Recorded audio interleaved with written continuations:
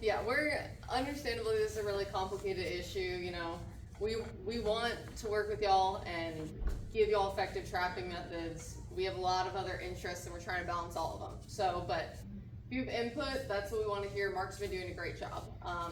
So just a few things he went over. I wanted to make sure we're clarified. So with reporting, for example, we will have the daily reporting. The thing is, you don't have to submit your log to FWC daily. We'll have like an app, if any of you hunt, similar to our reporting for hunting on the app. Or you could do it on the computer. You can log that for yourself, and that annual submission, if you've logged it all on your app already, all that's gonna be is a question that says, are you done trapping for the year? And you click, yep, submit. You've already entered it all. You don't need to do it a second time. The only difference is if you decided you wanted to keep a daily log in your notebook, then you are gonna have to at some point enter that all at the end of the year. But if you wanna keep it on paper and just enter it once, instead of entering it online every day and hitting submit, those are your two options. So that's the daily log and the annual submission and how that's gonna work, ideally. The collar, the powered snares or cable restraints. So it's a little nuanced, but essentially a powered cable restraint, if you're using a collar that has all of the specifications of a cable restraint that Mark was talking about, not a snare, but a cable restraint, you can use a powered cable restraint anywhere that cable restraints are allowed.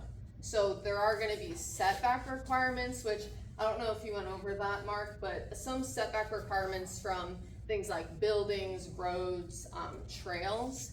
And if that setback requirement wouldn't allow a cable restraint there, it also wouldn't allow a collar.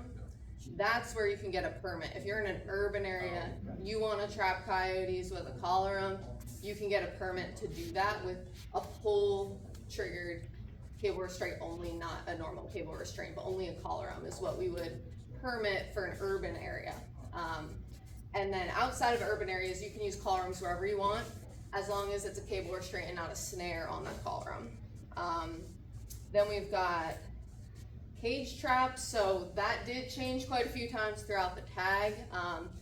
Currently where we've landed is that if you have a large cage trap, you have two options essentially. You can modify the door so that it's 20 by 28 inches. So you can have as big of a cage trap as you want, as long as that entranceway is 20 by 28, or you can cut that 24 by 24 inch hole in the top.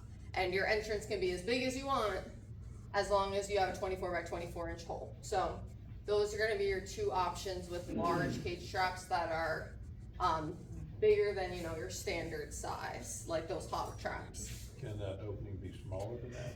Yeah, it certainly can be smaller. It can't be bigger than 20 by 24? 20 by 28. 20 by 28 is gonna be the opening Why size. you're trying Is to that trap? 28 wide or 28 high, or does that matter? I'll have to check how we wrote it. I don't think it matters. I think it's just 20 by 28. Yeah.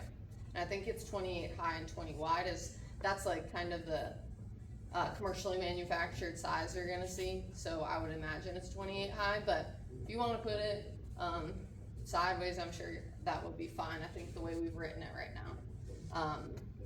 So the fence situation, so the language that we're using prevents entanglements with the woody vegetation or with poles or with fences unless they're woven wire with the holes no greater than 7 inches. So that's where that like non-contradictory language comes in. You can't entangle with a barbed wire fence, but if the entanglement is with a woven wire fence, then it is allowed by rule essentially. So that's gonna allow you to set your cable restraints on the fences that you're looking to.